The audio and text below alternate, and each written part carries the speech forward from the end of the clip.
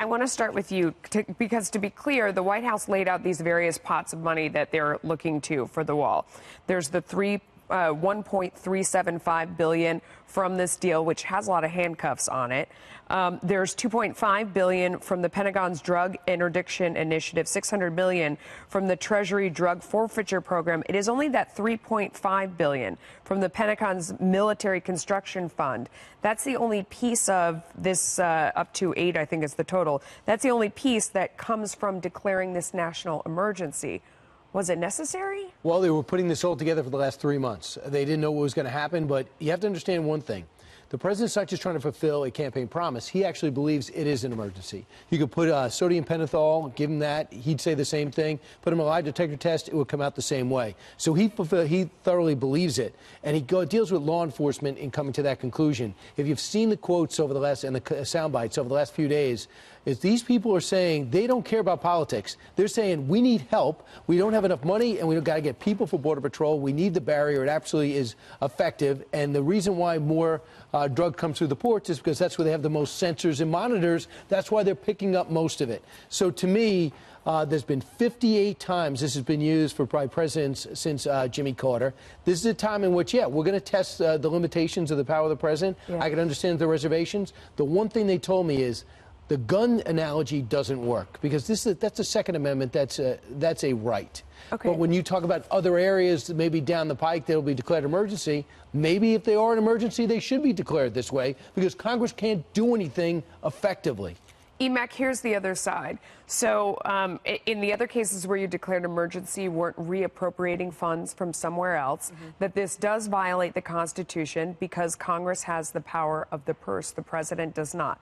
That's the argument. Yeah, that is the argument. That's why 5 Republicans oppose it, including Susan Collins, I think Tom Tillis, and Marco Rubio. Here's the thing.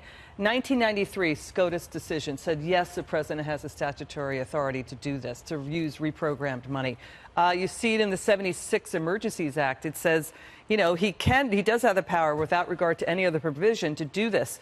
And the GAO supports this. The 2006 Secure Fence Act supports it. There's language existing that he can do this.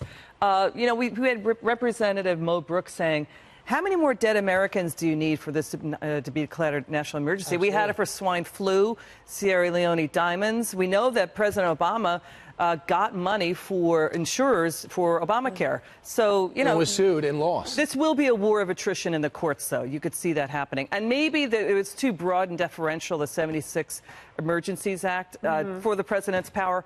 But, you know, so the issue remains, is it a crisis? Yes. Are people being harmed by it? Are Americans being harmed by it? Yes. So I think that's where the focus of the argument should go. The president denies that this is creating a precedent. Let's listen to his words. And Jessica, I'll get your response. Go ahead.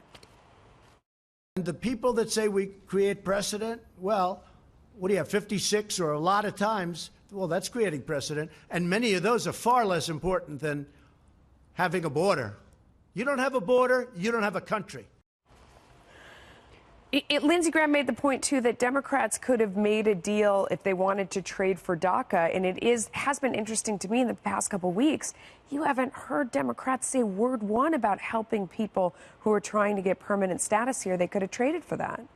That's because they believe that they can get a clean bill there. And Nancy Pelosi has said that since the beginning, that she wants a clean bill for dreamers here, and that we're going to be looking at comprehensive immigration reform. You hear the new candidates for president talking about that, like Amy Klobuchar did with Bret Baier. I think there's a distinction to be made here between an emergency and having a wall. And there are border agents and people who work down there who certainly say that a border wall would help us. There are also people like Congressman Will Hurd, who represents 42% of the space there, who says we don't need a wall.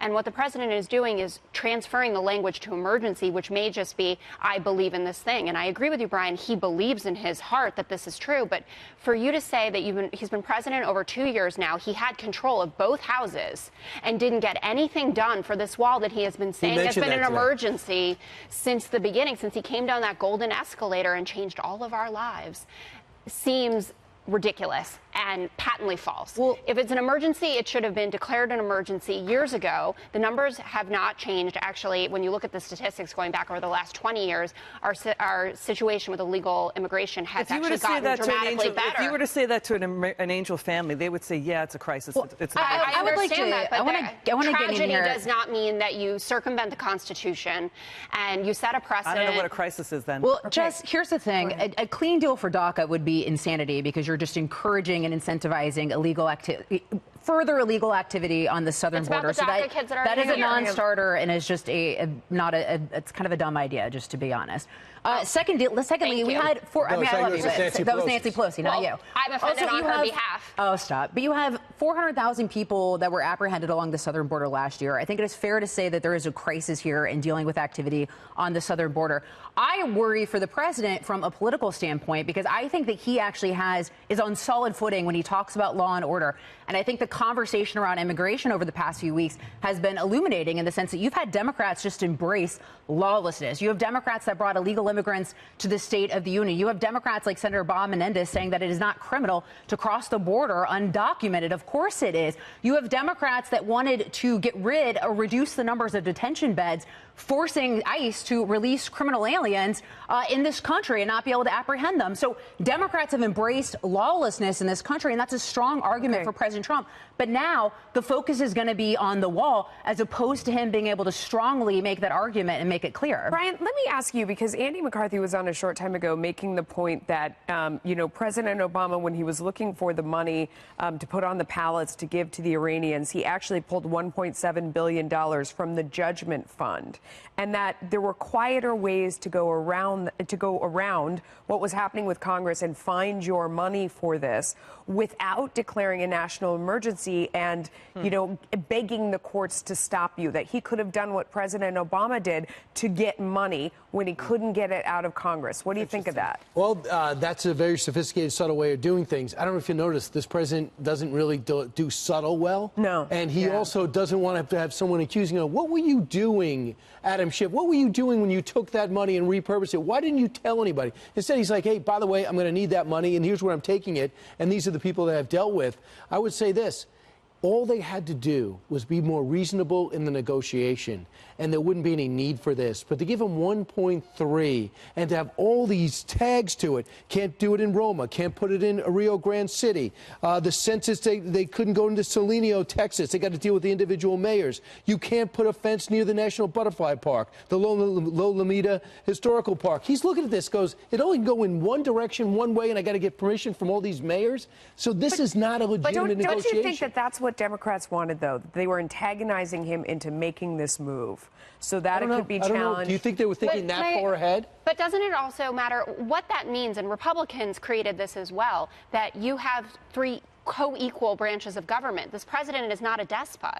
He's not an autocrat. He has to work with Congress. That's why we send these people to Washington to ask us to check on him. So that's what he gets. Well, what happens is part of the negotiation is saying, okay, is that what you're going to do? This is what I'm going to do.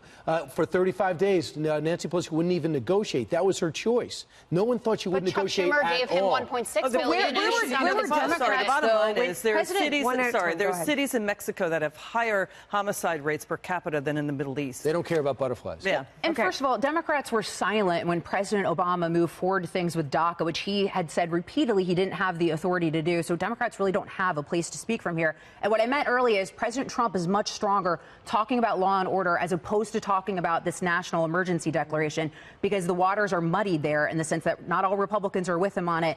Independents might not be, and Democrats surely aren't. So. And ironically, when the president was a private citizen, he tweeted how President Obama had overstepped his authority there with the executive order. So now he probably There's always a tweet. How for everything. Well, yeah, for all of us. Don't go look. Mike Pence, too, was against it.